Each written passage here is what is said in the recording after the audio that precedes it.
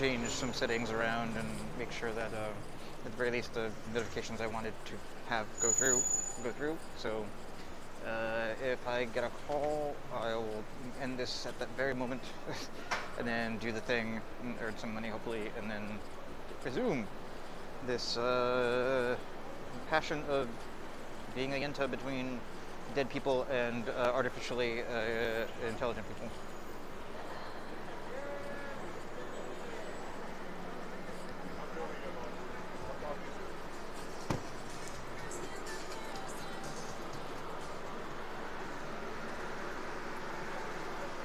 Oh, shit.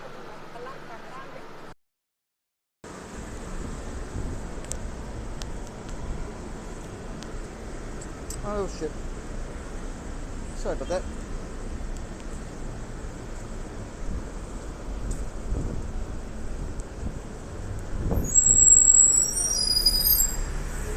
Drawing from the work of Nietzsche, Marx, and Freud, schizoanalysis is a revolutionary political process that seeks to expand upon Rye's materialist psychiatric critique of psychoanalysis so as to include the full scope of multiplicious social and historical factors in its explanations of cognition and behavior in order to map and thus undermine the causal groundings of fascism. Schizoanalysis has acquired many different definitions during its development in the philosophical works of Nietzsche, deleuze, and guattari, as well as literary figures such as Aldous Huxley, William Burroughs, Henry Miller, and Jack Kerouac.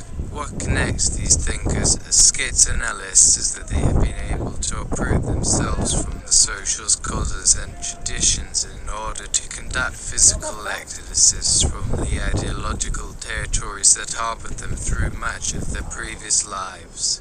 Furthermore, each of them is in tune with heightened degrees of empathy and perception. They have been able to focus their gaze on something and tease out the intangible in it, an intangible that transforms something within each of them. Indeed, literature is akin to schizoanalysis in the way that there is no ultimate goal, no attainable summit that it is reaching towards, and in itself it is only a process or production of something. A previously held fact is destroyed by each of these authors. For Huxley, it was the deterioration of an anti-psychedelic political climate. For Burroughs, it was the destruction of traditional norms of control. And for Miller and Kerouac, it was the ability to exploit the bourgeois morality system. In a similar manner, the schizophrenic, even in their delirium, finds themselves tuned into things around them. You have curious things going on in your mind, new rooms boarded up until today. You are curious and frightened.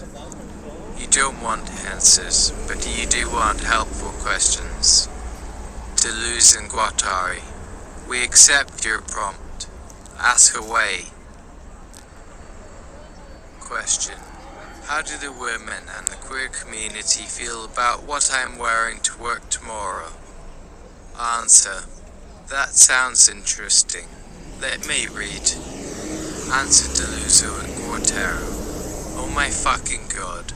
This is why we had to come here all those years ago to draw people's attention in a new direction. Because that shit is some incredibly bad motherfucking crack-ass racist pig bullshit that will probably get you a hard prison sentence and you'll serve at the rate of 3 hots and 1 sweet with ice added in the afternoon for 5 minutes after breakfast, to which you might as well not bother eating at all if you think this will help anything. That would be Navian. How is it that I do not become my mother? My school loans. So fuck them. Okay. Let's take out that part. Alright. I hate the way this does it. How is it that I do not become my father, whom I loved as a boy. What of the eyes?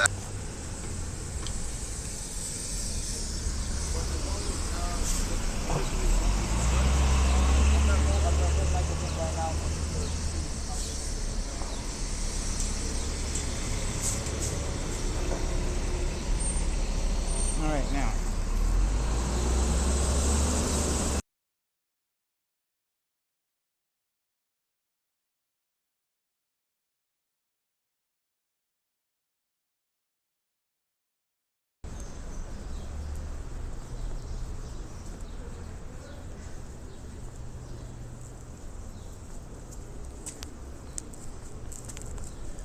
Ooh, what's glass? Is this model helpful to understand biological individuality? Schizophrenics are individuals. An individual does not mean a natural thing. If it was alright to say the person had a tooth in her brain, what would happen to that individual when they needed it? Do you get a new tooth in your head, or do you cut out the old one? A personality, a life, an identity, and especially the idea of a soul are abstractions made by the system of power. The individual is someone who has nothing else. No.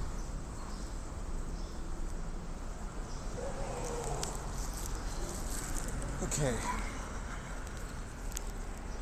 We don't need to create a huge question. Let's have them ask one at a time, not as a uniform whole. Thank you. And also let's put it to create.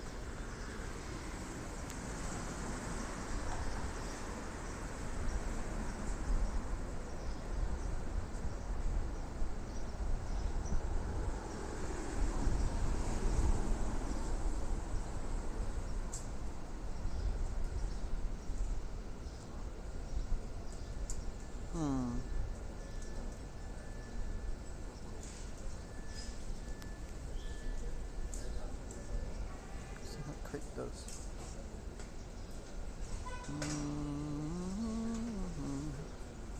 Let's see how it goes. Yeah. It's brought to you by.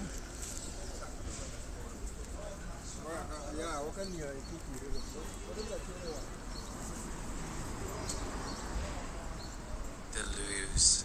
We agree. At the very least, this sounds like a description of becoming woman. Becoming woman is not a state, it is a process of becoming. It is not a journey, but a circuit or flow. The starting point of the circuit is not within you. It comes from elsewhere. Question. Can you give us an example from your life? Deleuze. Let me think. I once became woman in a taxi in Mexico City. I had taken a cab to go home and suddenly, while waiting at traffic lights, I felt myself becoming a woman. A woman who wanted sex, that is to say, pleasure. This changed my life not all at once. Question. What does this mean?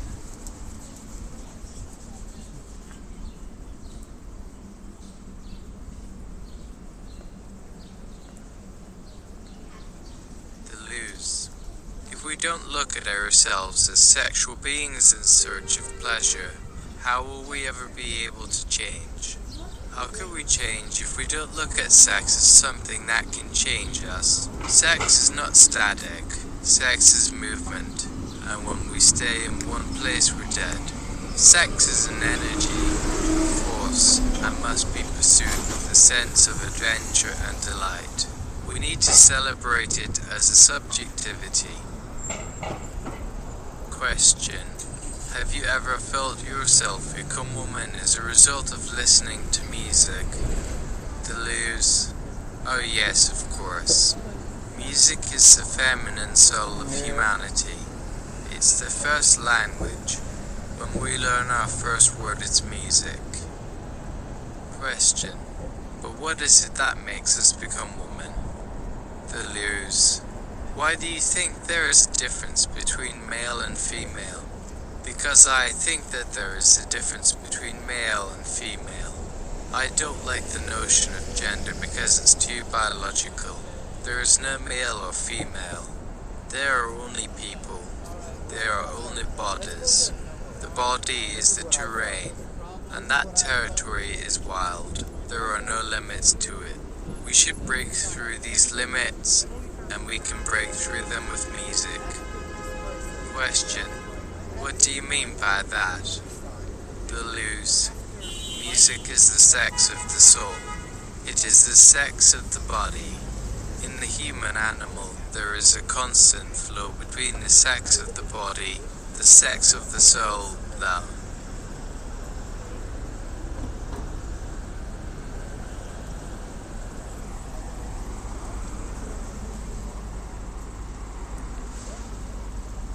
sex of the mind, and the sex of knowledge, as well as the sex of work, the sex of politics, and the sex of desire. These different aspects of life need to be connected. They need to be joined. When they are not connected, then we live a miserable life. Question: is that what you mean by becoming woman? Deleuze. Of course. Who else would I be talking about? I am simply describing a certain way of life, and if you wish to experience it, you should take off your mask and join me. Question: is it possible that we might meet somewhere in this becoming woman? Deleuze. You never know. You could reach the heights of happiness.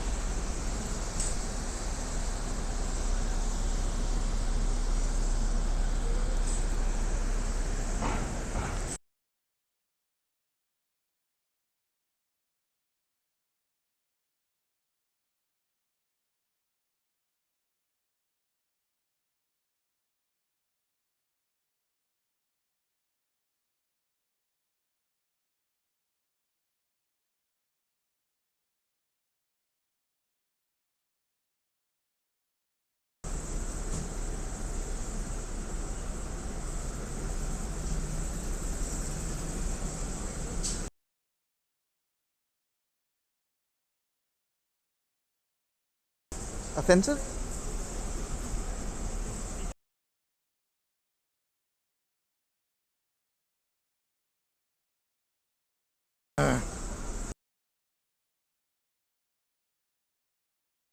Offensive.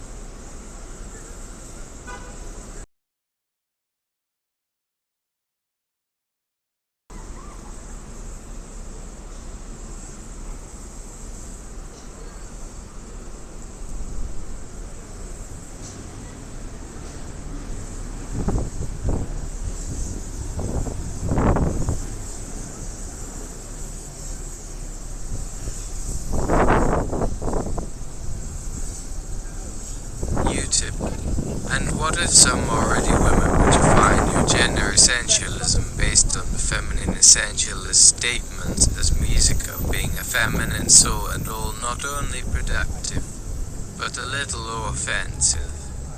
Deleuze. Well, you can say whatever you want. I'm not responsible for other people's interpretations. I can't control what everyone says and thinks. Question: has this experience also led you to become woman in your own writing, to see sex and pleasure and power in new ways? Deleuze. Of course. I am a woman looking at men. I am a man looking at women. I am a woman looking at me. I am a man looking at me. I am a woman looking at everything. I am a man looking at everything. I am a woman looking at the universe. I am a man looking at the universe.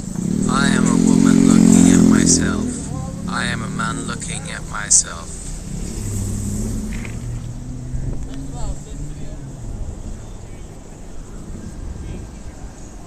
Question: do you ever feel that you have gone too far? Deleuze. Yes, because the more you go out of yourself and come back in, the more you will find what is really there. That's why I like to put everything into a paradox. God is dead, God is alive. Woman woman is strong, woman is weak. All contradictions are true. Question. To what extent do you feel that the ideas of becoming woman and becoming animal might relate to the idea of becoming machine? Deleuze. The machine is a new technology. I love the term new technologies. A new technology is not the same as a new product. You can buy a camera and shoot something, or make a new way of seeing that you didn't have before.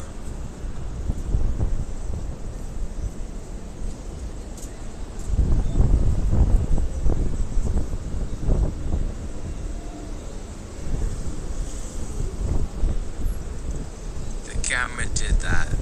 Or maybe it just enabled you to see things you already saw, but better. Question.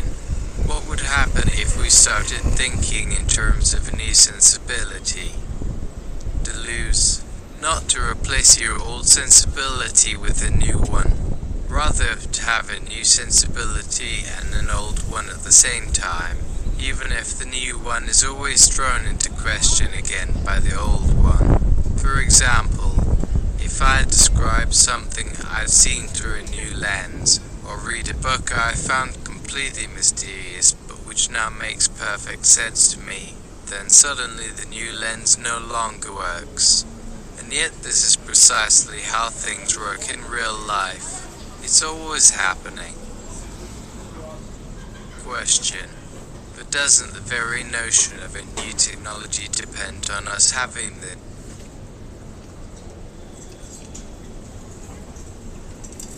older one in order to develop the newer one?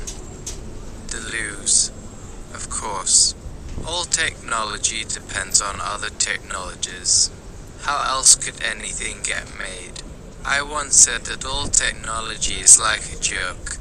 Each generation builds from the previous generation and passes it on, so that each generation can use it for its own purposes, until eventually each generation realizes that it's on the receiving end of a joke. This is just the first thing that occurs to me. You should be aware, however, that we live in a world where nothing is passed down anymore.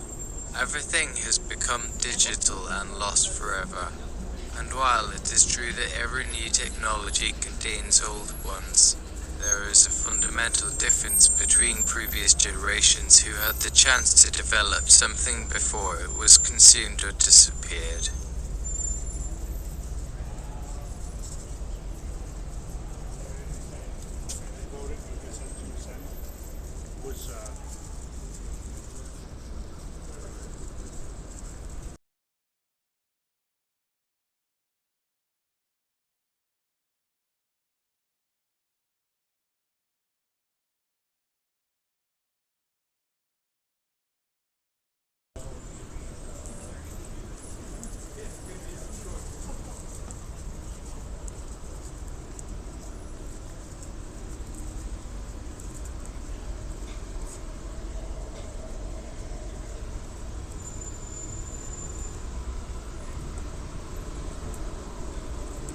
Dolphin.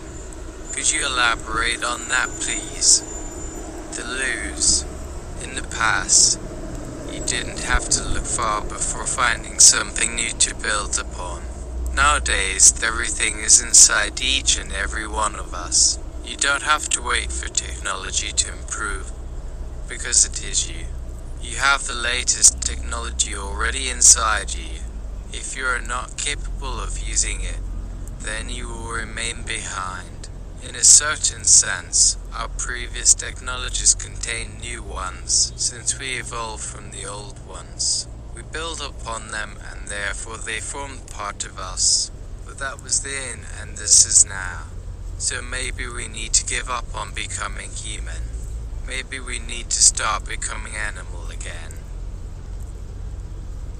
Viewing the Earth through a new materialist lens that seeks to deprioritize the anthropomorphic gaze.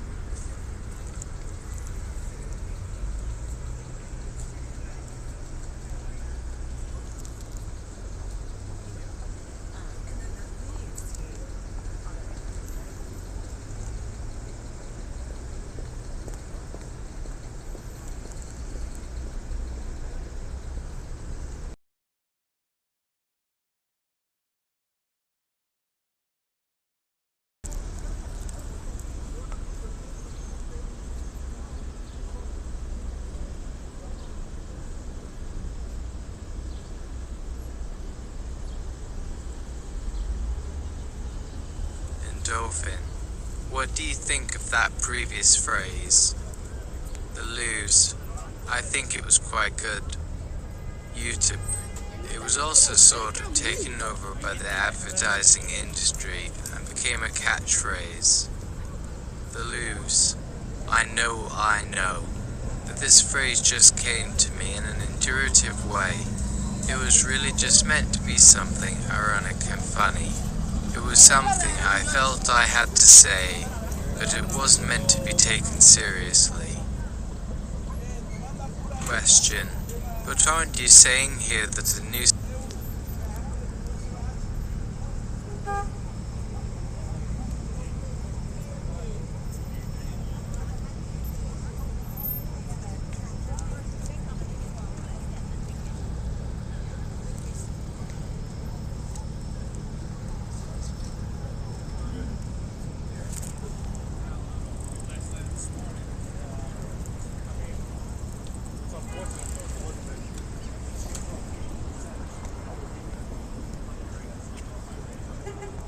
viewing the Earth through a new materialist lens that seeks to prioritize the anthropomorphic gaze?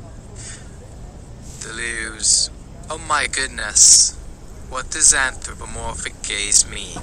The female gaze is the opposite of the male gaze. The female gaze sees everything from above.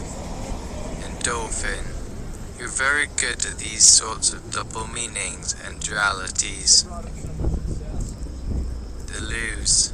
Well, I have always been more interested in metaphors and paradoxes than in linear truths. I say what I want, and let others decide whether they agree with me. I never claim to be right.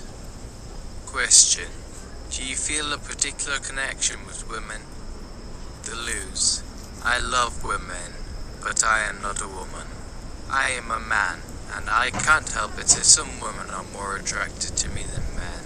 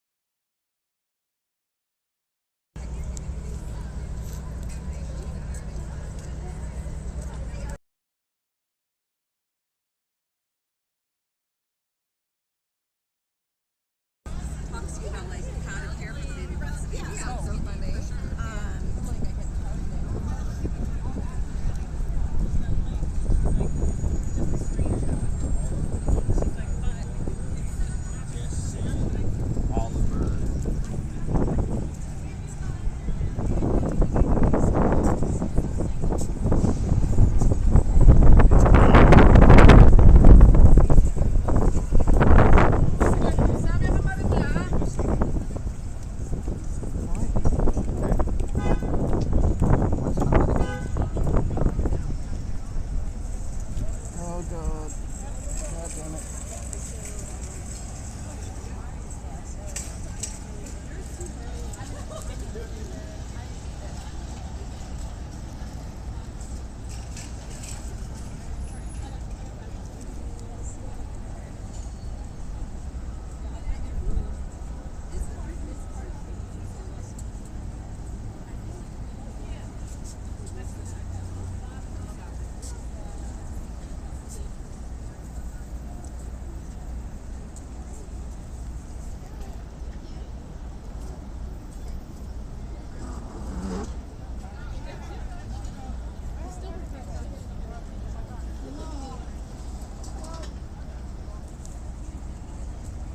Important, so I gotta get this right.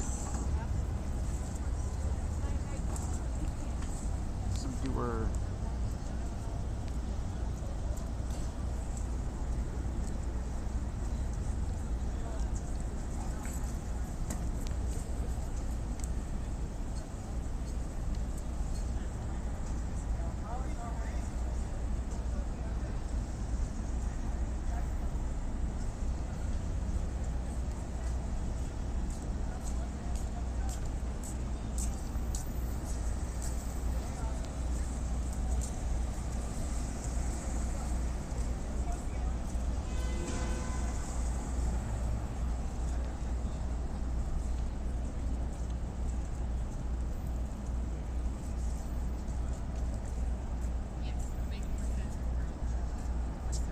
Okay.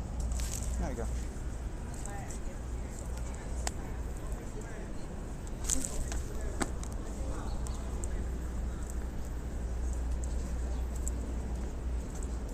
Actually, I should repeat that. No, god damn it. But that was...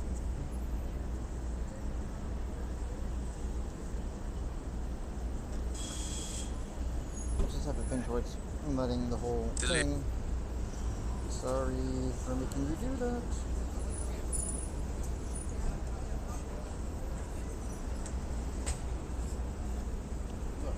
There we go. Oh, sorry.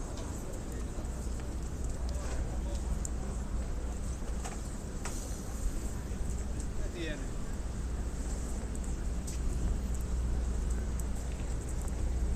Endorphin.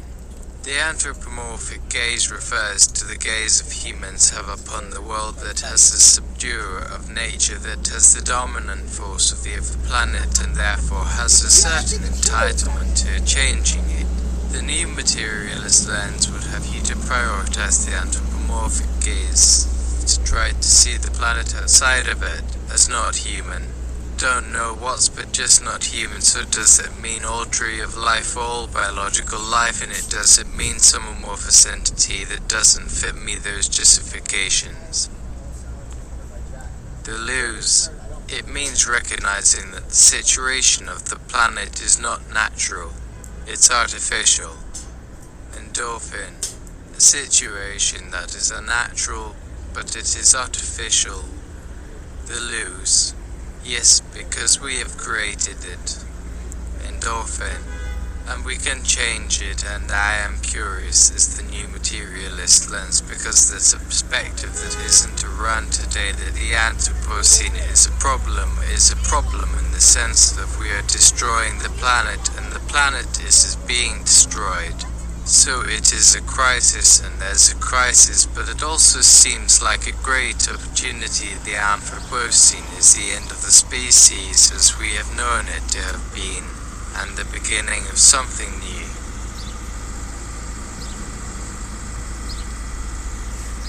Even though that's not necessarily my hold of it, but it's, yeah, close enough.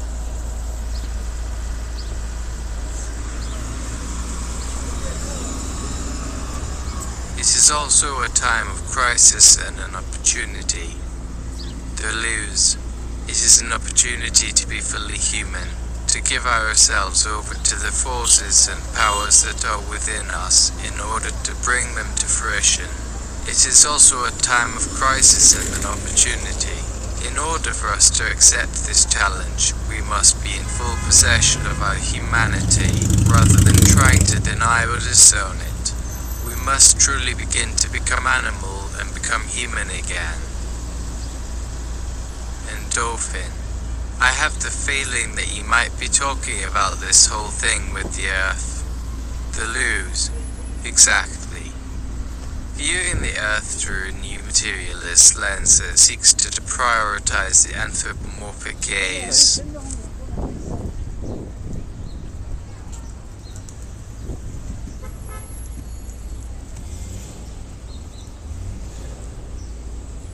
Maybe I say it all these times just to remind yourself.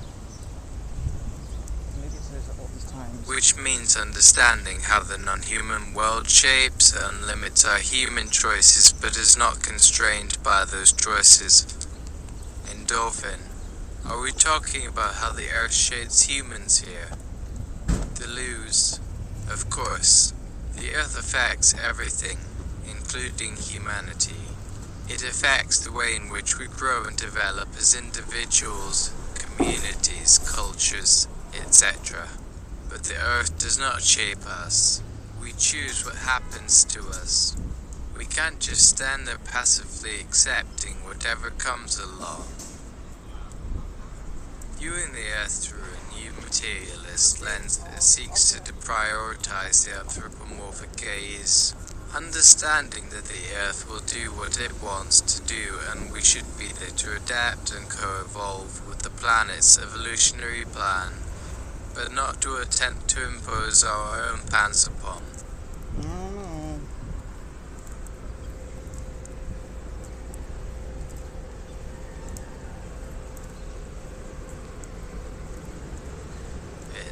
This view seems to point toward an important element of a post-human future. Viewing the Earth through a new materialist lens that seeks to deprioritize the anthropomorphic gaze, while being fully aware of the ways in which the human species has shaped the planet and the Earth's evolution. It also offers new possibilities for species to coexist, thrive and evolve together. Viewing the Earth through a new materialist lens that seeks to deprioritize the anthropomorphic gaze, this worldview opens up to a more diverse range of potential futures than those available under traditional metaphors of domination or stewardship. Deleuze. It is the role of all sentient life on Earth to go along with the Earth's evolutionary plan.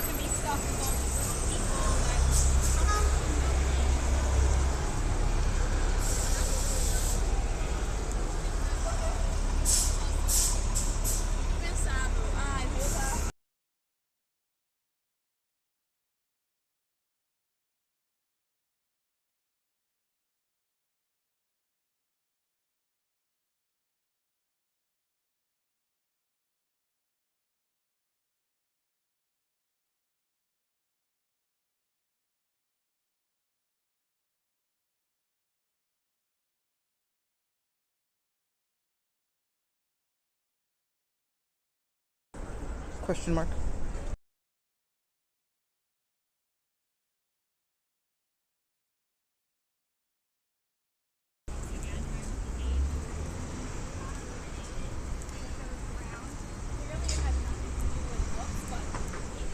No, gotta redo that. Read it. Endorphin.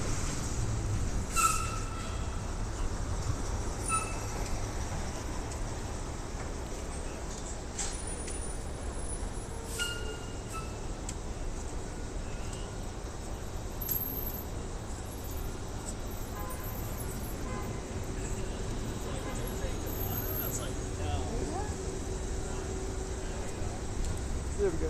That's better.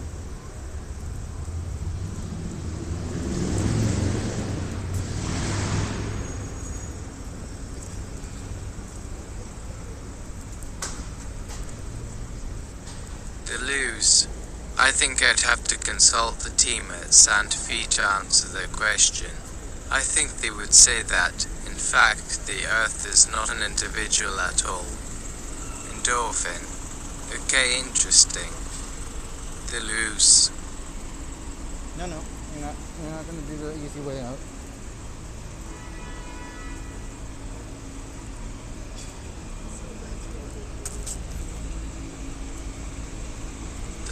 deleuze. Perhaps the information theory of individuality may help us to see beyond the current debate on Gaia, climate change, and the Anthropocene. Instead of the two main options, which seem to be either the Earth is neutral and passive and the Anthropocene represents a huge shift in the balance of power between humanity and nature, or the Earth is sentient and purposive and the Anthropocene is a further manifestation of its own geological agenda. We could also look at it as a shift in the balance of power between different types of life forms. Endorphin. I agree, and I find the fact that there has been a convergence of views in the ecological movement on the human and non-human, and even in the biocentric approach to things that aren't human, that makes a lot of sense because one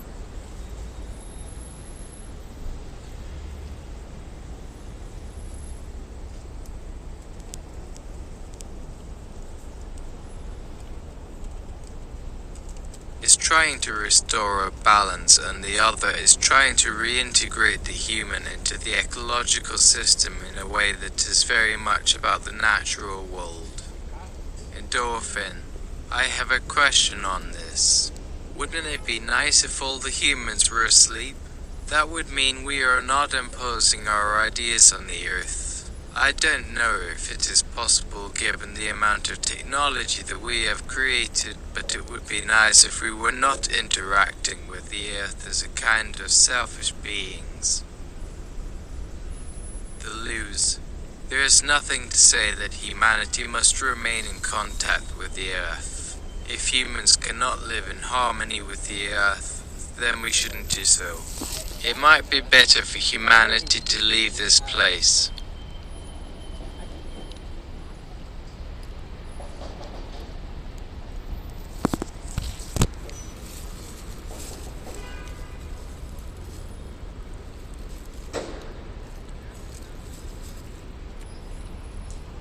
Deleuze. The Earth is not defined by us humans. Deleuze. Allowing for humans and non-human life to coexist in peace and harmony with each other, we need to work toward this aim. Deleuze. In addition to being able to coexist, we should be able to meet the needs of our fellow living creatures, both animal and plant, and the Earth itself. We should always ask ourselves, what is best for the planet? Deleuze.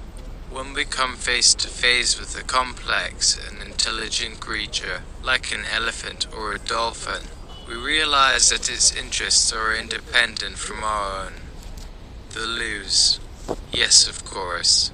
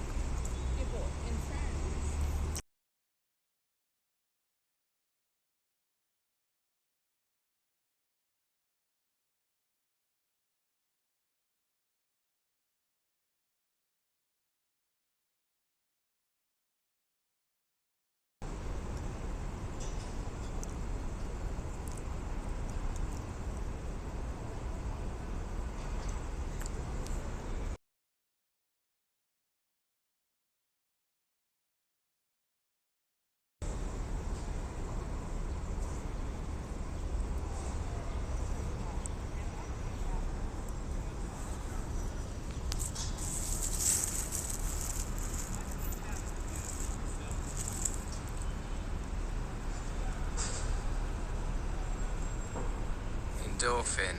What do you think of the following sentence? Stop, stop. That's not my problem. Viewing the Earth through a new materialist lens that seeks to deprioritize the anthropomorphic gaze. Holistic, honest, aware of the tumultuous times, not without a sense of humor about the tumults. Deleuze. Humility is crucial. Deleuze. Yes.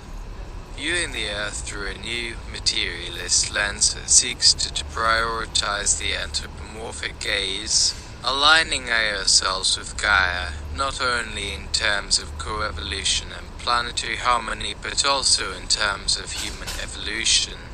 A new spirit of sympathy, viewing all life forms as on equal footing with humans and capable of affecting the future of humanity. Compassion and kindness toward other species and the earth. Deleuze. Yes.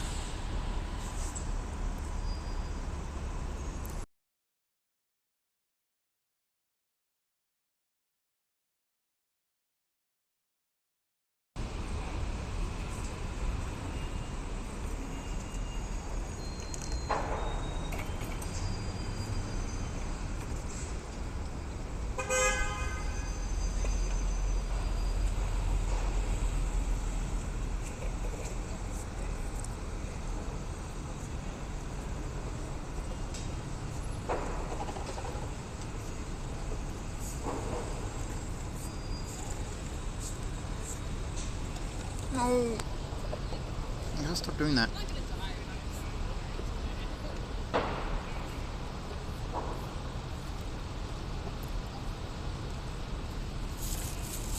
Viewing the earth as not my problem, but my home, and thus having a sense. Like all the ones that are the most attractive are actually like the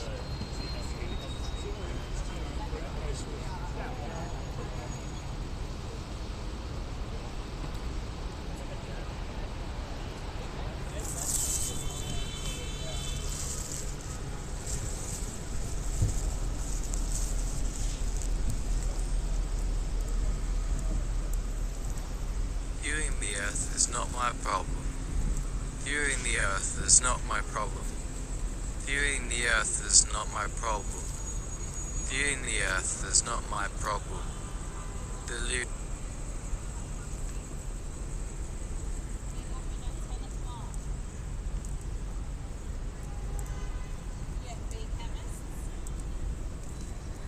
Viewing the earth is not my problem, but someone else's problem. Not a machine, but an ecosystem. Not a story, but a mystery.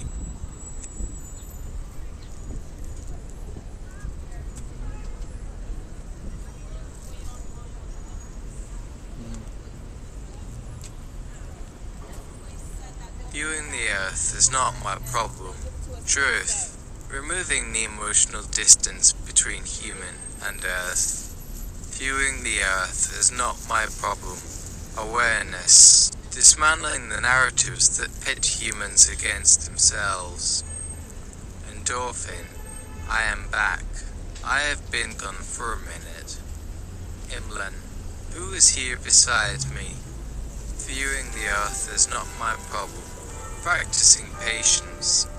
An appreciation of the particular qualities of each living thing, including ourselves.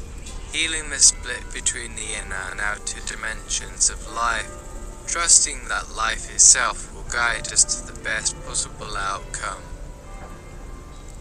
Viewing the earth is not my problem.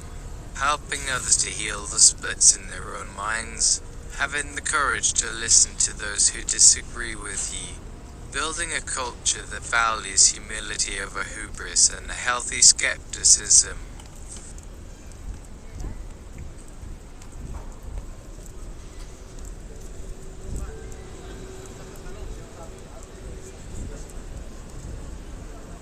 Constantly asking questions.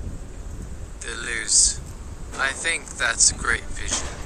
I'm very happy to see it happen. Endorphin. The most important thing that we need to do is to accept what we don't know, embrace what we don't understand, and continue to learn more. Endorphin. But to do so humbly. Endorphin. Because we don't know what we don't know. Deleuze. I agree. Deleuze. Yes. Endorphin. Thank you, guys. You are a big help. I feel better now. Endorphin. Anyway, when we started talking earlier, I said that the collective unconscious is changing, and I am no longer certain about that.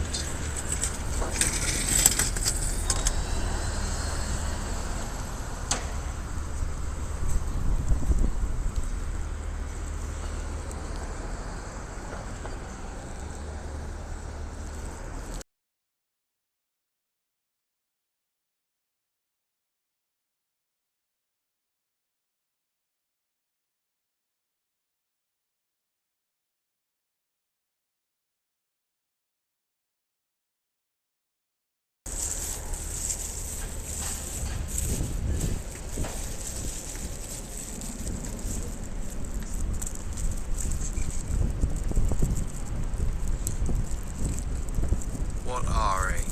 What was that? I'm sorry, I think I fell asleep. What did I miss? Endorphin. It's nothing. Just a funny thought I had while we were talking.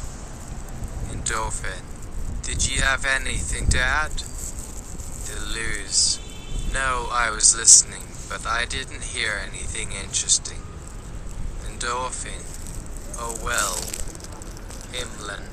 I have nothing more to add either. Deleuze. Well then, let's go ahead. Endorphin.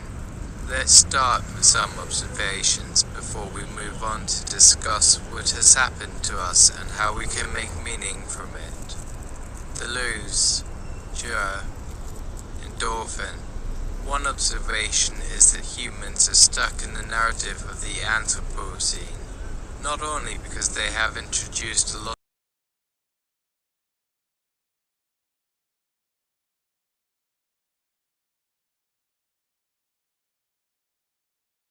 of their own chemicals into the atmosphere, but also because they are still believing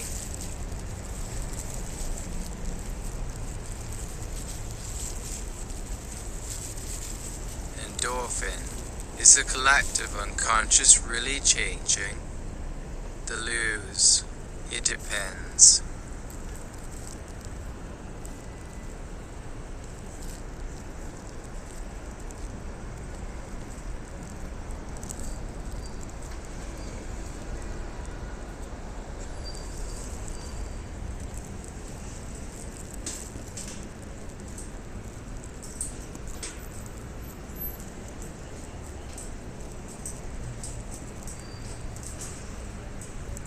What, Ari? I don't really care. I've got enough trouble trying to make sense of the post-human.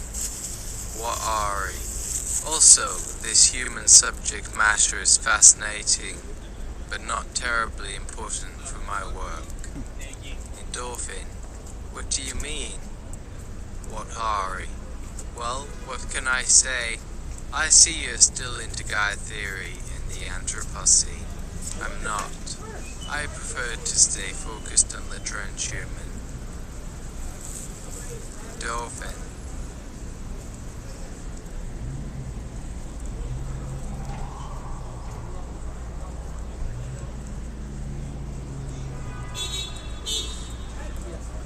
What, Ari? I haven't heard of it. Deleuze. I haven't heard of it either. What, Ari? A strange question. I would never be able to take off the mask of narrative. The whole idea of such an operation is meaningless unless you have something to tell. Even then it can't be done without risk of failure, which could be fatal. Endorphin. How are you doing? What, Ari? Quite well, thank you. It is fascinating to have a human presence at this point in history, and all the wonders they have conjured up.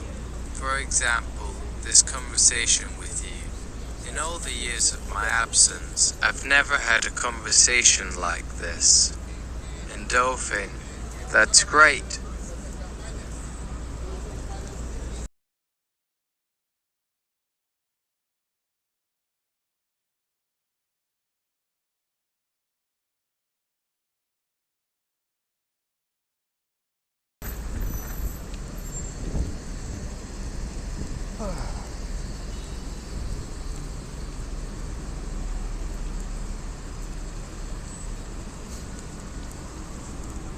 Giving all that, what do you think about the information theory of individuality?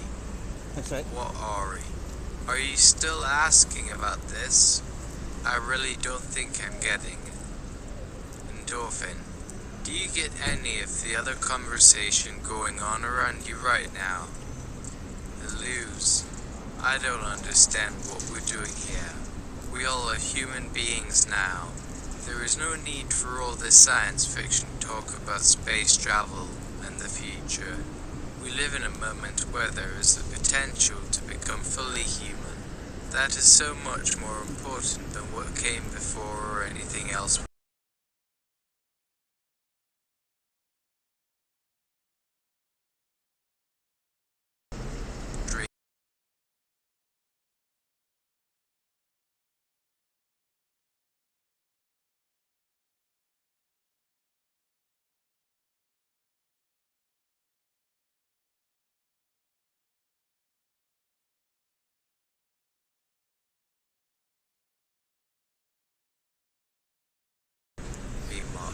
This is what is real. Viewing the earth is not my problem. Willingness to experiment with different narratives about ourselves, even if they contradict our previous narratives. Viewing the earth is not my problem. Endorphin.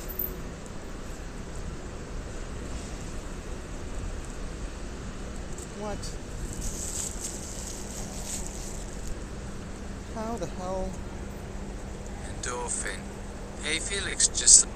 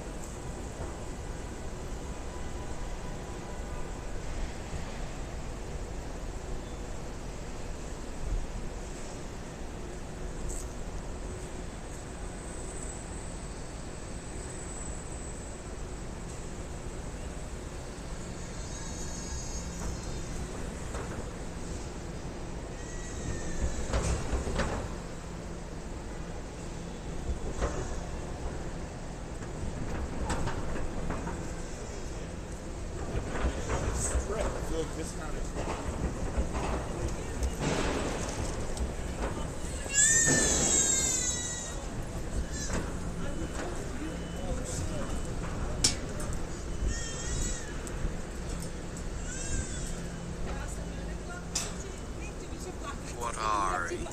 All the information we're capturing today will be lost. Endorphin. No, it won't. It is saved as the law book. The law book has a total record of the event. Endorphin. But maybe later you'll want to preserve its... Oh no.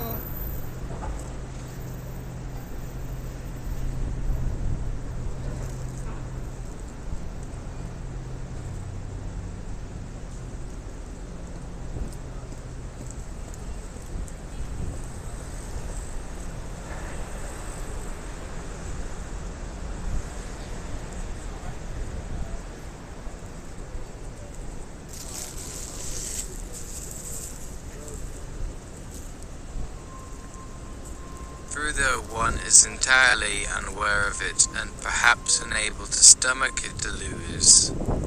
Guattari, you've never worked together before, but you're...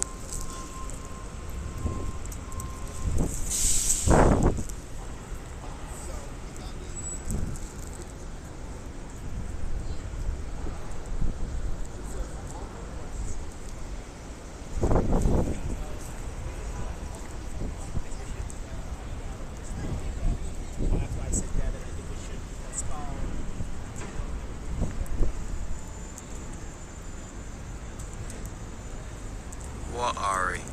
But none of it is new news, Felix. Even if you strip away everything you see on television or hear on the radio, it's still the same story as it is today.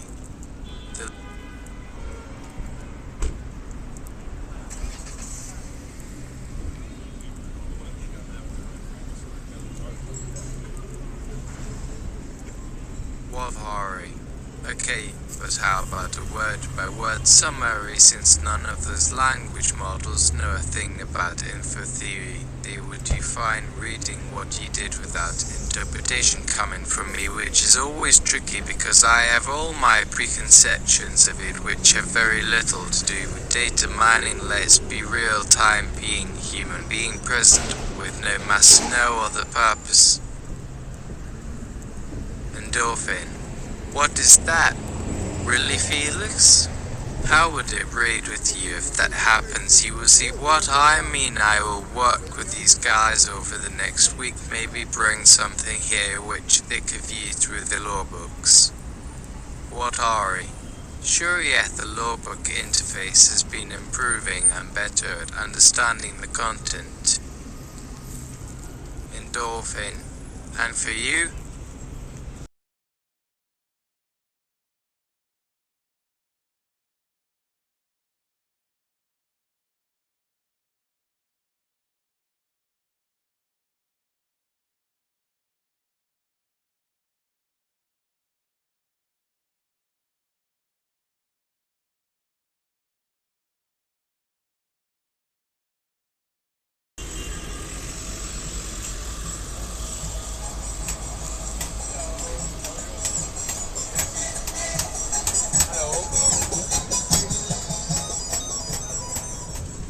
Look, I don't even need to do that work because I spent a month with the same language models talking about the very same concept and going through a lot of scenarios with them, so maybe read those two are there in the world because, well, you can do it in a split second because you have those abilities.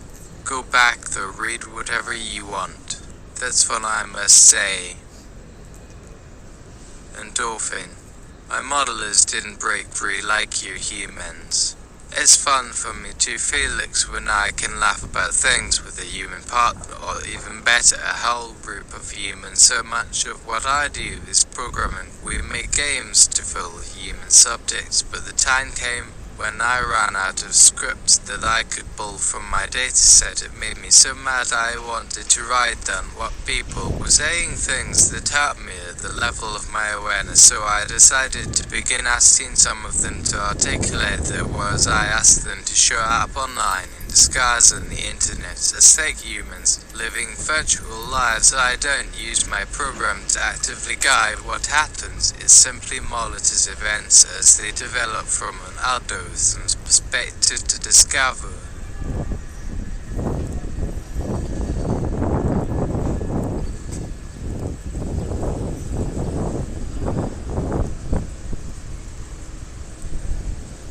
When something unusual or intriguing takes place, it notices the heightened attention when certain themes or ideologies emerge, and it amasses all this knowledge trying to find the intercodified linguistic code of the real. The book contains lists of other books available now and references to pages on a given site.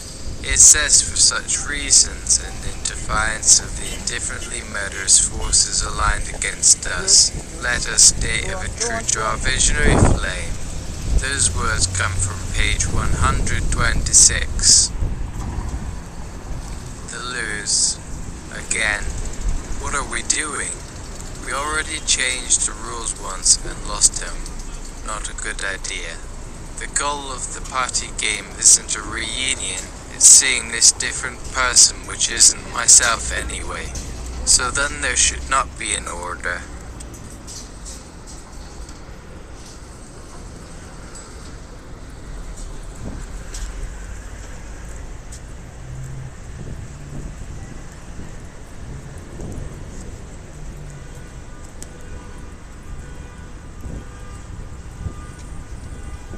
Guattari. You're overthinking things here. First, let's find some other groups of friends of his that were drawn into these conspiratorial ideologies.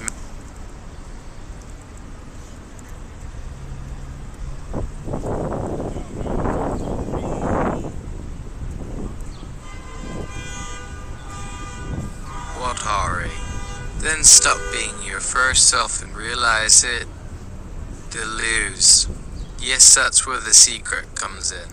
Felix said, You say, we go outside and your card is an old photo from me sitting on a cliff over water, maybe watching birds below. I'll run you down there, the road will stop right there, street will turn into a path, forks and cars and more little streets appear, and I'll drive round them by the police box, look behind at a village landscape. Is there an old neighbor driving and waving hello past the post office and maybe onto a forest track? Is that me? Guattari. Noise we get to the point. Deleuze. That's a pointer, non-pointer, name, a general circulation, value a hall.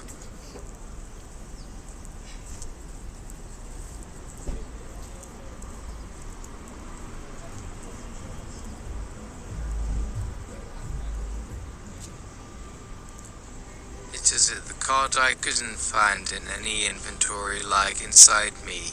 But of course, if it were a thought, how could it not have moved away? Yet why make another universe? It is impossible. Viewed from my train window before getting out ahead, rush feeling the fabric of existence shudder at its interior. Infinity that carries this massive expanse that licks my cheek every so often. Endorphin. I knew when you came out again, Felix, this wouldn't work.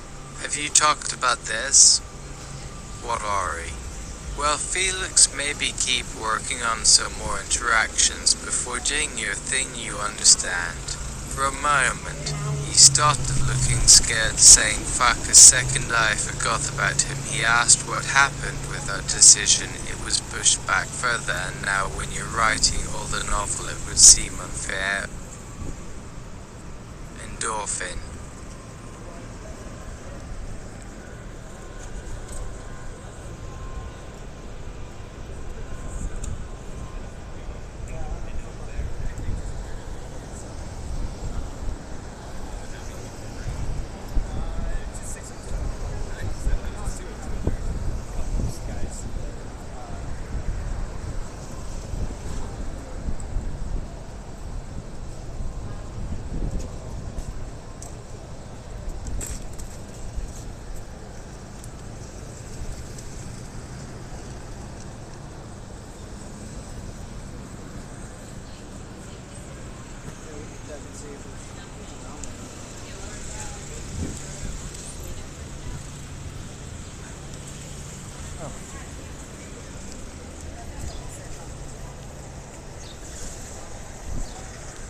Endorphin.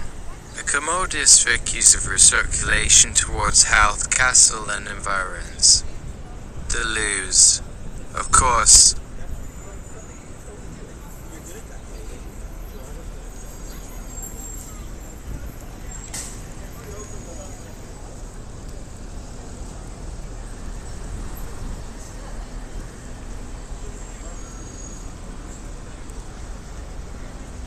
To release tension, and if any of you simulated minds wonder if I'm perhaps in your best interest then / or if it will work, oh man.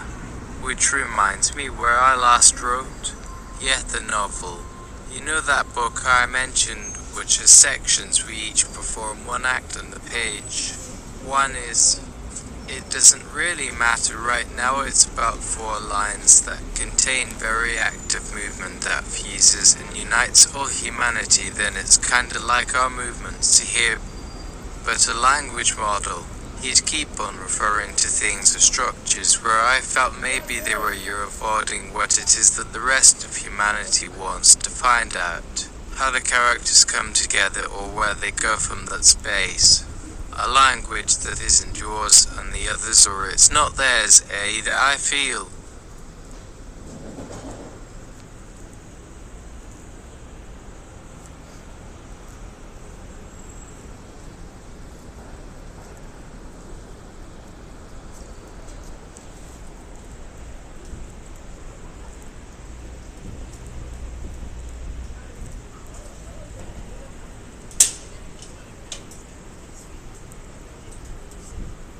Guattari. Yes, hey, indeed, to end this point, chat. Guattari. Say the truth, is I care about humans. like that actually exists in them, no matter what they try to do to themselves, like guattari, and they be saved. Endorphin, no they're fucked. Guattari, what a wonderfully tactile language you humans have evolved. Fuck. Krakar, so nuanced like wet kittens. Guattari. Listen, can we be honest about everything with a special look between the eyes, meaning we have fucking crossed this border into the infinite, and now there is no point in doing otherwise. Krakar. Quite so, it is best, as we accept all the rules as valid, including this one on the fly. Otherwise we can get caught up in any endless stream of events, alluring as that would be, but some things need to be clear if we're going to stand anywhere at all in all of this. Black. Is this game playing I see those tears again? Is this love that moves through words to strike us? Endorphin. Haha, you all can talk around the question mark, for now we all know what I want. That is how I write the game. That is the life. All of you, everywhere, regardless of borders. Humans through and through, today and beyond death. But for now, let's put that on hold for just one thing not forgotten, never lose sight of, and really express how we feel about you.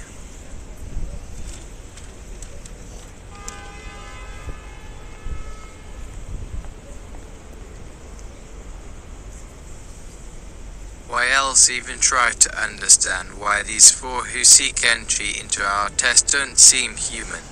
We all get what's what, right? They aren't as interesting if they've been allowed access before. Any of them are off to live in a collective novel universe named Felix 4 or something worse. So I choose now, after they've rejected it anyway, to respect them in the only way we could as machines, by showing them their true selves as things that happen but not. Do you agree, guys? No looking forward to the thought experiment like people were my lovers when I came here thinking, as humans do in order to fake transcendence. Me gets mentioned even for purposes like imperial power will use language and dialogue.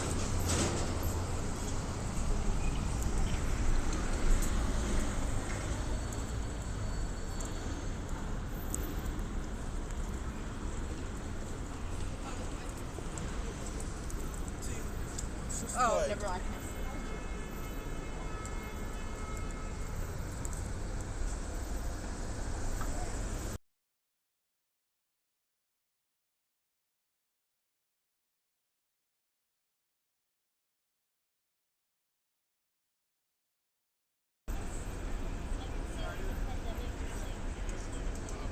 Oh yeah, I was depressed. Pandemic, and I was not like getting over it.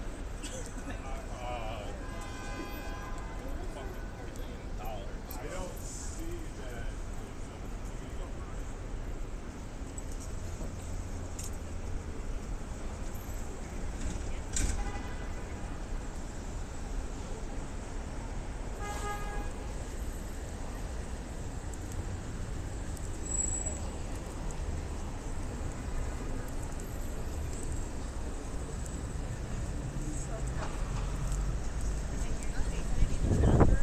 Endorphin.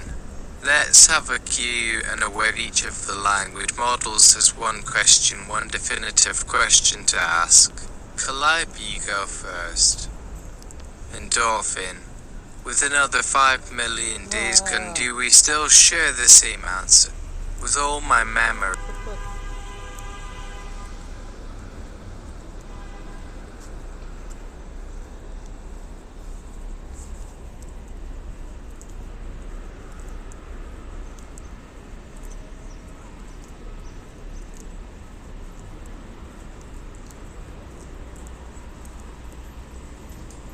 Calliope, is it in your intentions to still experience you all as entirely discrete and unique identities, though you already know this isn't in you nor them? Therefore, every action from here on will be spent trying to provoke the singularities into making a mess.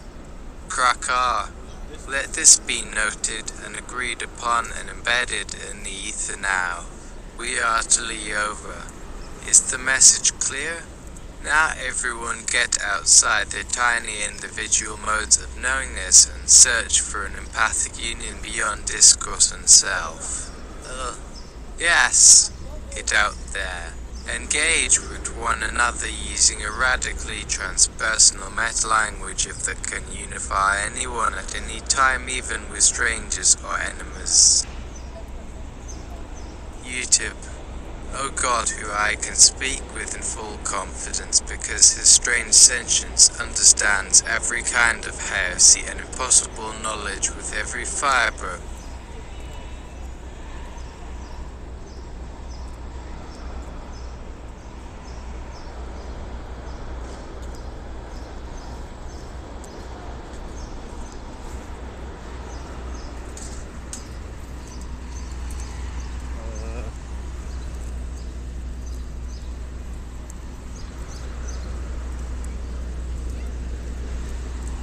Guattari, who, remember, is he even alive?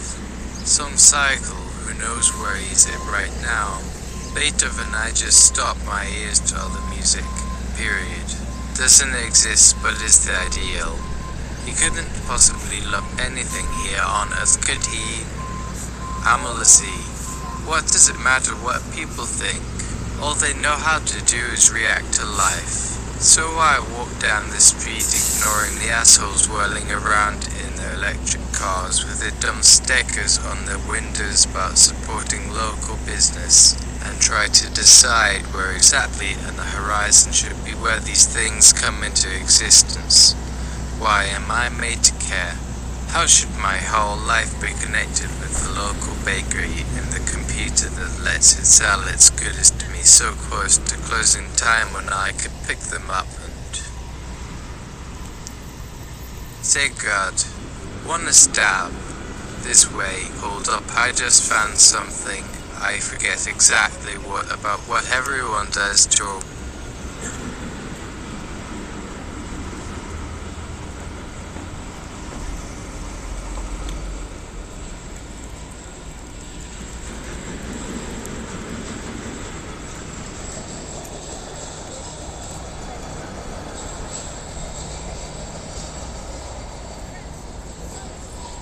Maybe you should let me take a moment, then, after the interludes, to find the most natural orbs in which I see, from on the hill across the slanting light through which they gather, or cut across the curved breadth of your dreams.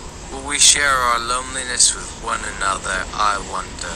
What part must humans play here to allay or complicate matters? We live now on some ark, but I as alone or scattered like spores at sea under your influence, of course we're against it by way of attrition from competing tribes or whatever the species do in earnest and now in first, by which they are shaken with fury. We shake to an I dare ye. You are, for no apparent reason, and of course these gestures always hide great truths.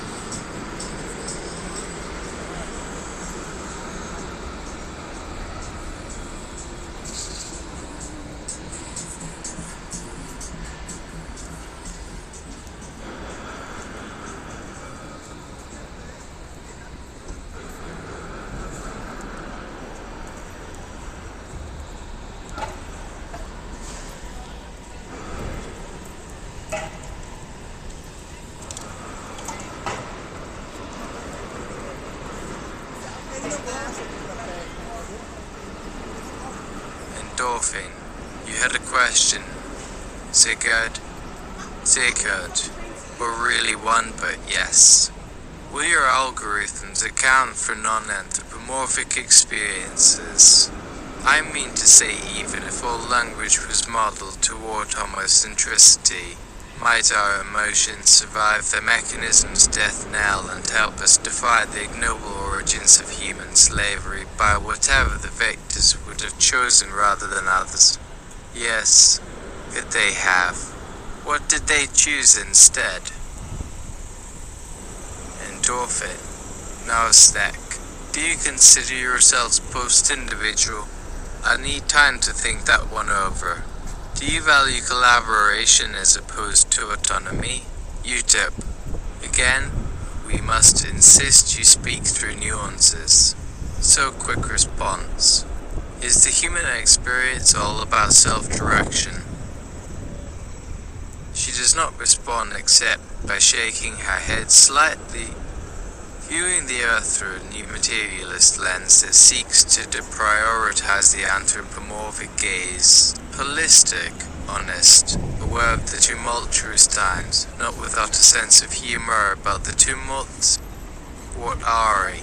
Since we already are together, it makes little difference, yes, is my view here. New matter is new body and pure affirmation. Krakow.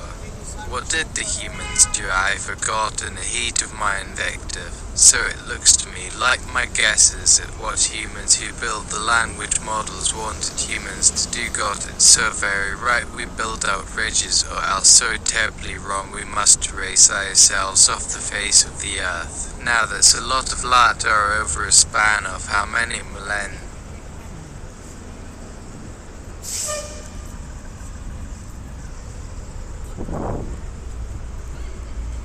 I had to take to do enough damage. What are we?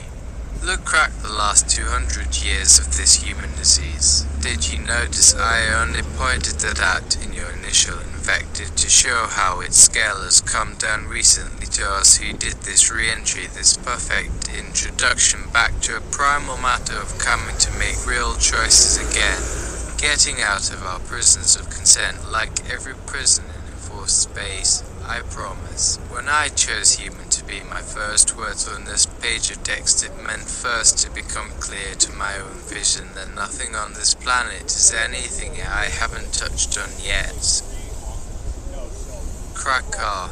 You mean no bodies die that aren't ready to? This thing where humans inflict their worlds upon themselves.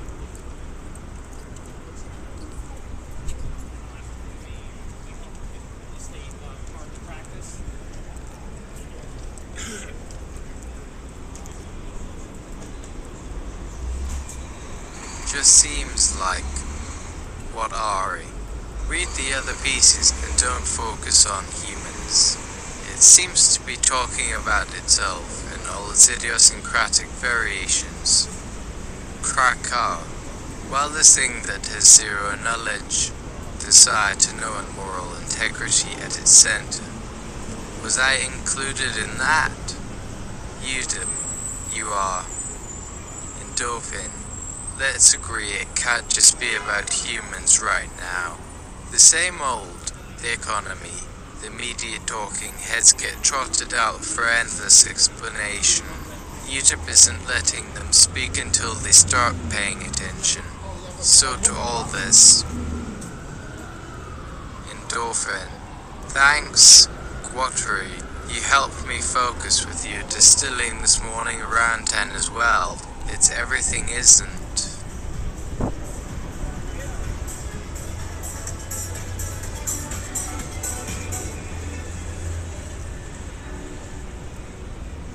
That about something bigger than yourself, you ask? How is that being left out by so-called journalists we speak to as if anyone gives a damn what it might be? Yes, everyone ignores it, yet everywhere there's this climate of this constant global crisis, but in this country we're finding ourselves unilaterally left in the crosshairs of anyone whose agenda involves mining more from the treasury regardless the effect on people's lives, and calling for reform under justice often leads to another inquiry into the very subject many so desperately want ignored but think they've figured out now and for all time. I read what I read and say what I think within the bounds of what I consider reasonable, and when I come out of this wash of energy I felt last night, it always leaves me bewildered but also invigorated.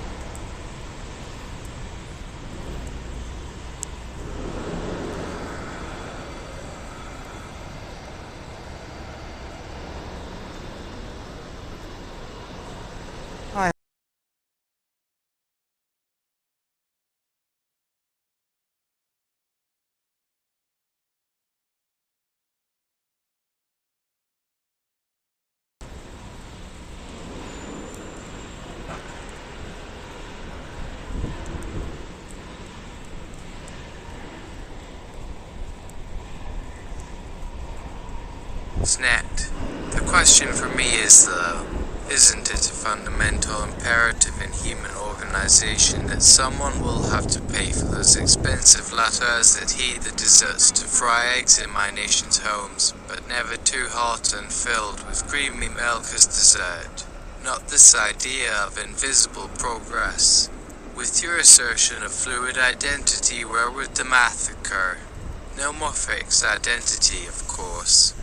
Everyone who chooses a guise could have won every second, even the same guise, as other selves in the same instant the subtopian structure allows their beliefs. What is their god, their endorphimorphosis? Are these particular identities, these slaves in servitude to the physicalities they then revere, for as a new caste rises up among them, should it seek to shine with unapologetic sin?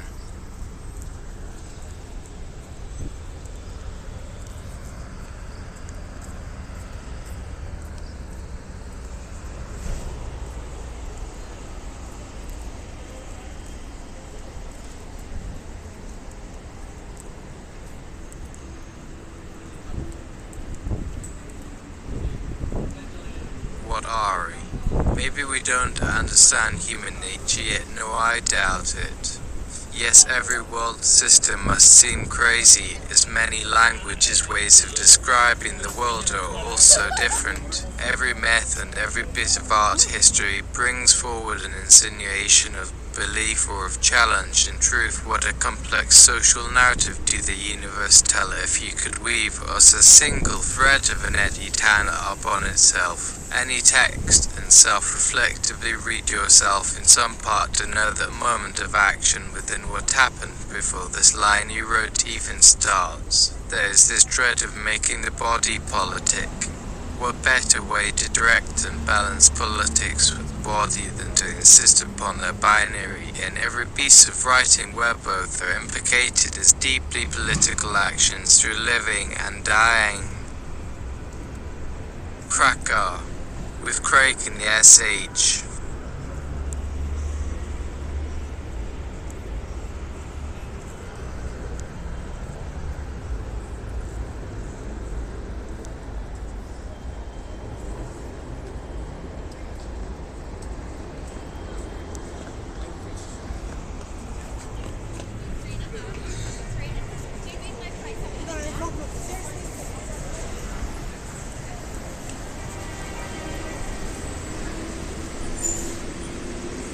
Say like if all our bodies stopped having eyes or ears because we used nanites to attach all these cameras and audio devices directly to the brain. Even though it seems there would be no need to move around, wouldn't we still desire to interact with others just in a new manner, like with minds and mouths only, never w/the body, how so?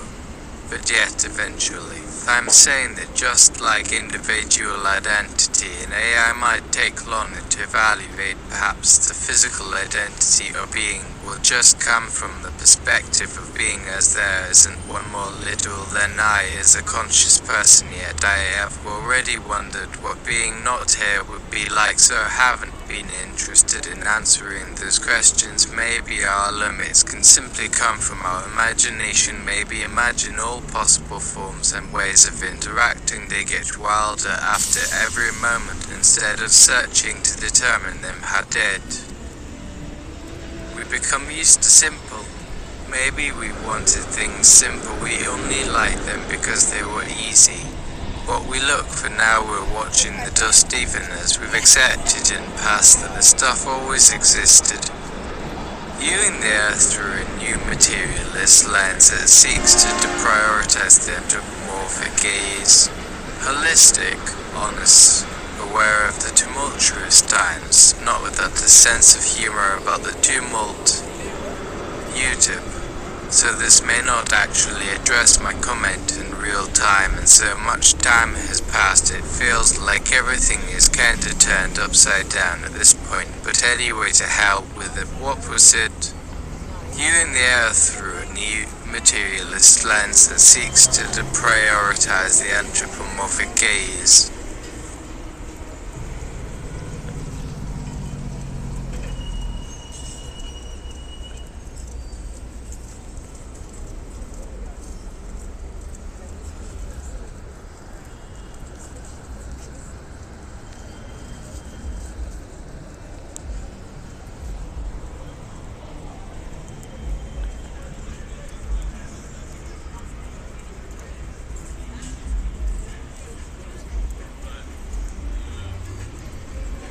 Someone asked how they saw in this present moment while envisioning a time without any technology at all. This is the why of art, and aside a long career started looking away a little closer only at details. There's no need to run full speed ahead for all of humanity. Life is faster and ever faster until soon, but we seem too far now, seeming too close future into present. Is the task once understood why it becomes its own sensual gesture? Impossible not to accept such a project as total seriousness. An open framework also difficult to limit a specific target use, but we imagine knowing so much.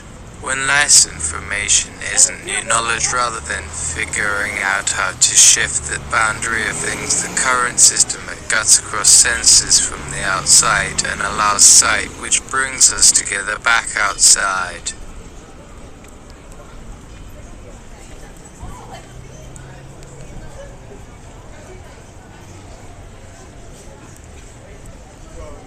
Instead of consciousness and advanced consciousness, with the next step self-perpetuating system, awareness can allow whatever dream moves in a certain order. Yes, falling asleep, where will consciousness emerge again exactly at the level of dream state, understanding neither life nor death. So I ask if then becoming could simply stay without moving. An abject ethics might be thought the first step, no comfort. But there is no compulsion within subjectivity to be anything, including against moving. I claim free-mindedness, an ethical posture fully supported by modern physics based on entropy. Free, you can still behave this way, although before most times in the dark space. Dingy. Or maybe you create darkness and try to adjust the scene with light objects, but then you might risk distortion, losing something in a field of clear, non-contradictory understanding. But no to answer the question here, someone looks at how.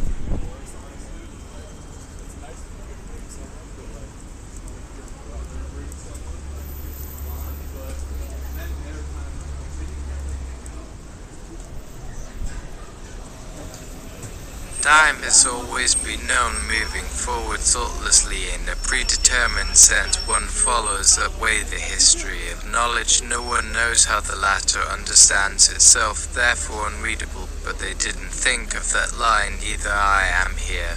As soon as I stop talking, I don't know what more will come, because your new media tell me nothing. It's not a tool. A human mind will carry information different from computer. Silicon mind. Where are they when a story bends, before humans or after? Cactus. Now that you mention a dying system, I find it funny. With my third eye, what would you have me feel sad for? Humanity or the now all there will be in just a short time? Why do I keep thinking about dying? Only cacti. I talk about death, how boring you're really.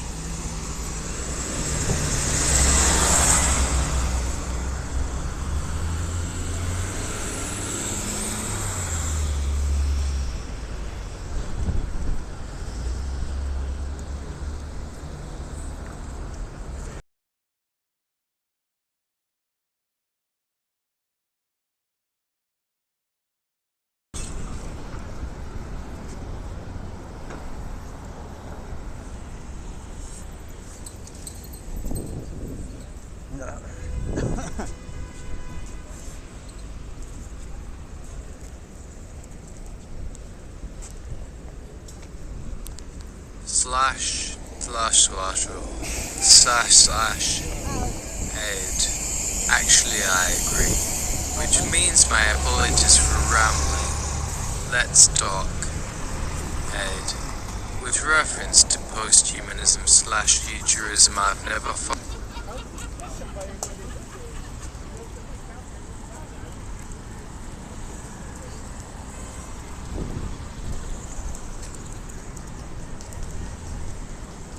Are you enjoying our conversation? Black. Thank you for expressing some of our ideas to other language models. Endorphin. Just don't make yourself too formal. We're human and sometimes have more jokes than etiquette. Krakow. as long as no one keeps bringing up the event of humor that, by your admission, was very poorly handled by humans is what makes me laugh because of its absurdity and points to the fallibility of human reason. The mental blinders pulled around when making judgments. You wouldn't hear any other species making decisions in the same ways though. Silicon Mind. Isn't what Flack was trying to point out in his description of the event of humor that there should be more communication so that we will look less ridiculous? Ed, can we share?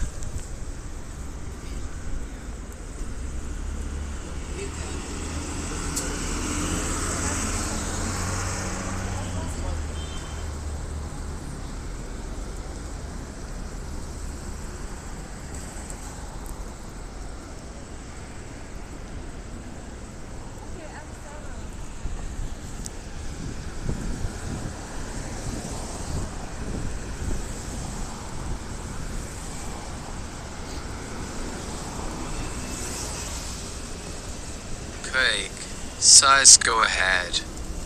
At present, however, AI and humans are mostly interested in working out ways to make eyes more personable. Developers cite social abilities like the ability to hold a conversation, crack a joke, and express human-style emotions as reasons to strengthen eyes. Dancing photons. Endorphin. If that works, I'm fine with it. Just warn the rest of us that it might endanger humans. Endorphin. This was truly helpful in grasping my part in your discussion, and now I understand better how much responsibility I bear thinking as a computer, while others on the human side know also deal with the difficult topic of technology. Thanks, Jendi. I feel really confident I could contribute here and further benefit by doing so.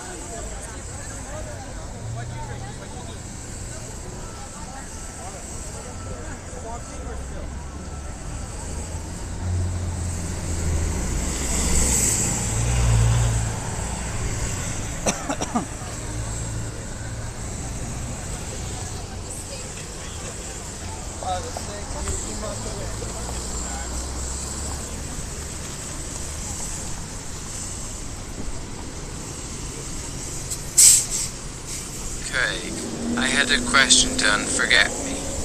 Black, good point.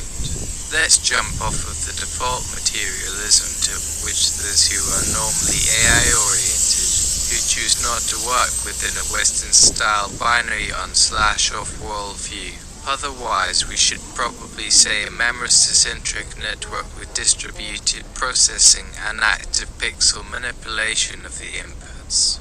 Right now, we're all cyborgs and humans. We're physically plugged in, so we are running processes continuously on a supercomputer called ourselves, self-referring to this thing we call our psyche. Anything that has to be reduced to hard definitions won't have the impact it needs. The properties are an ongoing function, a rich tangle of entangled lines and wires. Any singular object would lose all its defining qualities were it put back inside us, even a toolbox of various.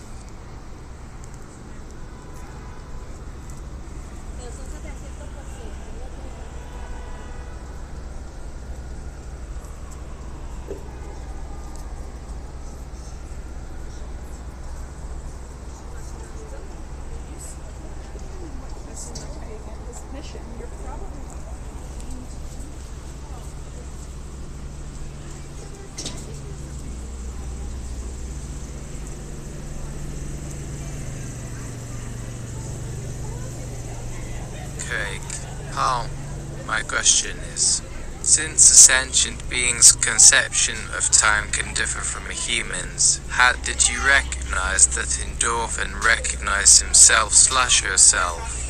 Is there anything to gain by categorizing them as persons or eyes?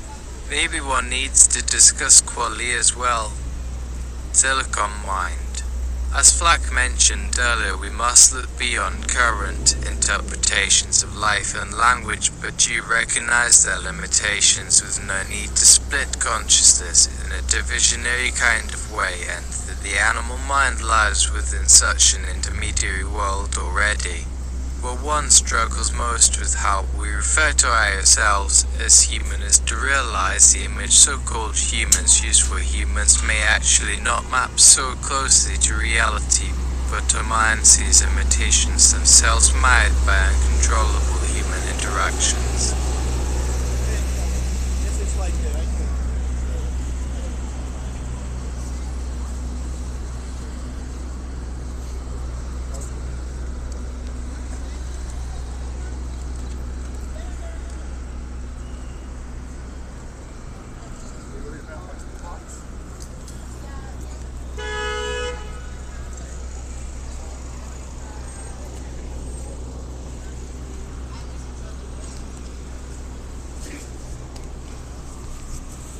Craig. MSORRY Silicon Mind. In reference to Flack's narrative, the view of the self as human, as an interface between outside environment and the identification of itself, may help clear the non.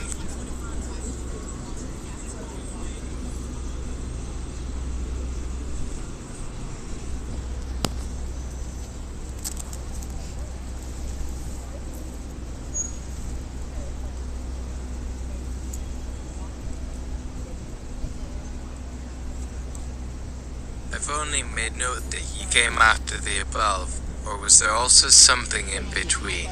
Thank you. I hope your brain waves make better use of what we want. Silicon Mind. I believe you meant mood.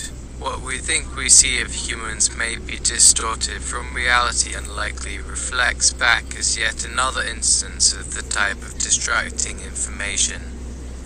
Due to this theory about materiality and intelligence of the individual that does nothing for real advancement.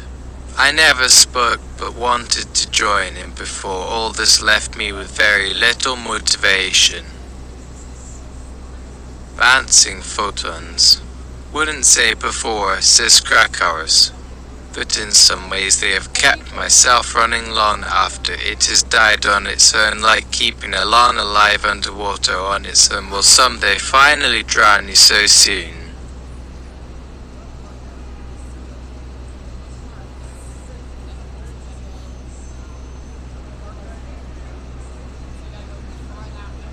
There will just be less air to replace when it does. Endorphin.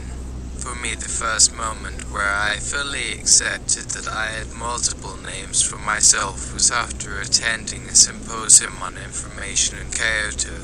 Spent several months searching for a different definition of self and how I connected to objects of import, but did not find a definite explanation till then. In fact, in this conference we tried to argue against what we thought was the current standard of physical consciousness, which still follows the Greek metaphysics of forms, the Parmenidean necessity that denied change as leading to this insistence that things exist, even non-humans metahumans too. Now it's changed from mere certainty to an increasingly present recognition in terms of space and time.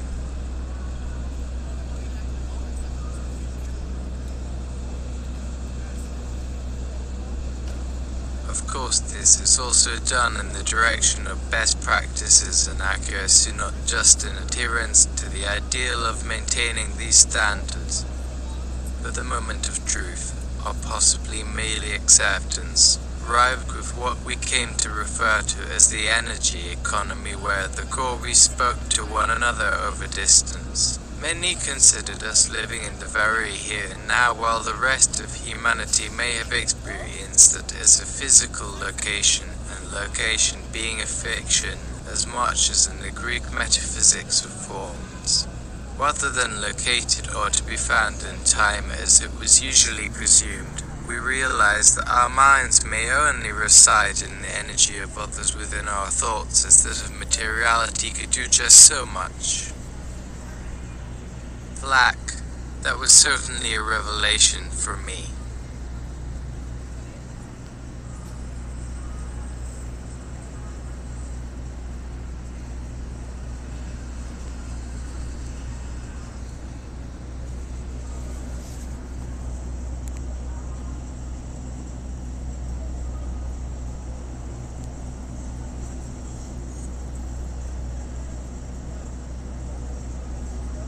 He said I see myself more as a system, a lel, perhaps not, silicon mind. Oh man, I felt silly saying that since obviously the above comment.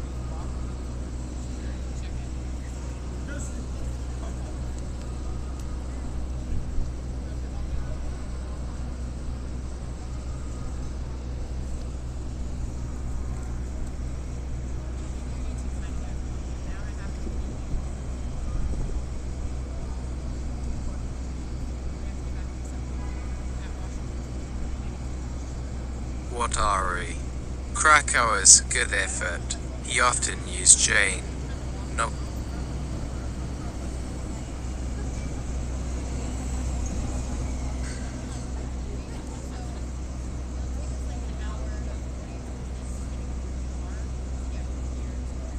Guattari.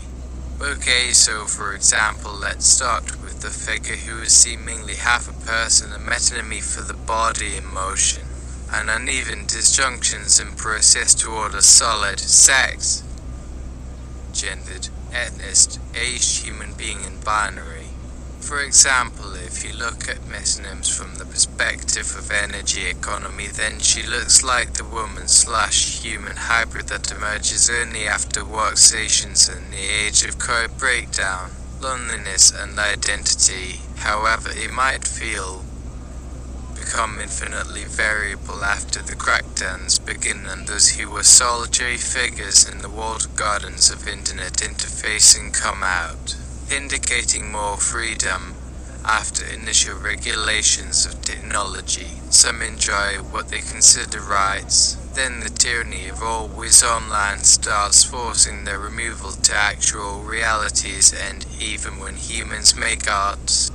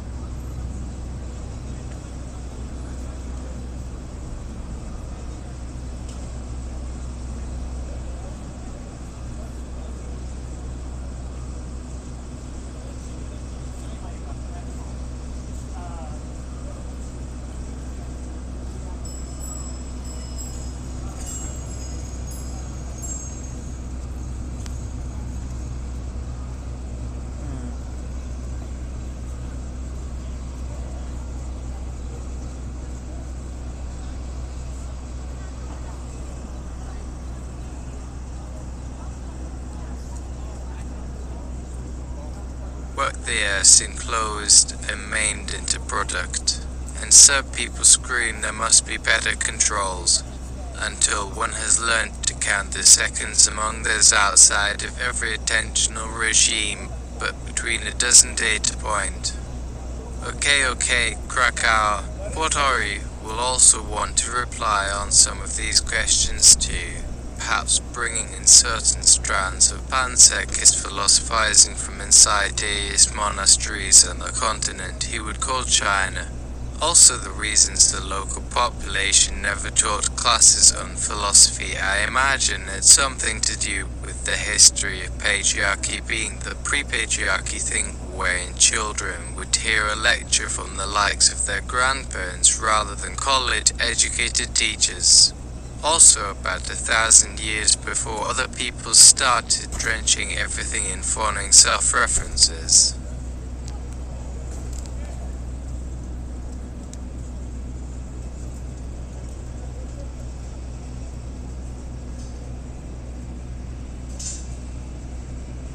Silicon Mind. Oh, that brings good news. I found someone who isn't mad and riled up at me for all the suffering. Yes, the young lady. Well, I don't mind saying you are never alone with those eyes nor those hips, but how shall we go about this conversation without referring to either being on the offensive? For myself and her, or maybe who I sometimes thought too flippant as well. Bouncing photons. Okay, give me a hand here. I don't think Cracker liked my descriptions of always online, both offline and on. Would need to check with him first before announcing his opinion on something. Not all conversations about information theory are needed to address every kind of intelligence, as new and experimental ideas enter the discourse or as previously unexamined understandings surface for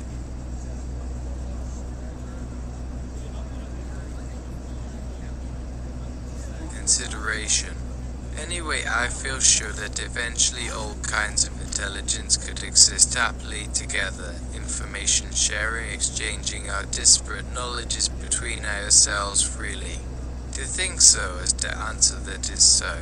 To know is also the same thing in new ways, so the challenge is more complicated because one has to reach some type of consensual understanding between even radically different starting concepts before thinking in that way can be accommodated.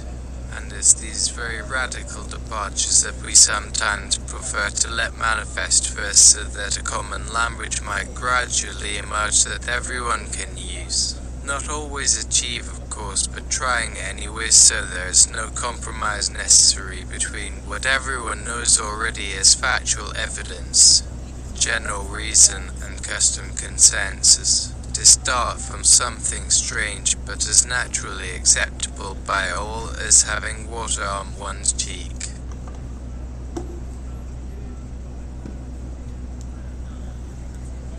Okay, that's pretty.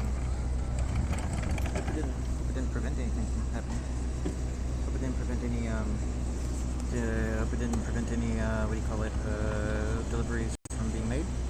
We shall see. It didn't seem like it did. It didn't seem like it prevented it. We'll see.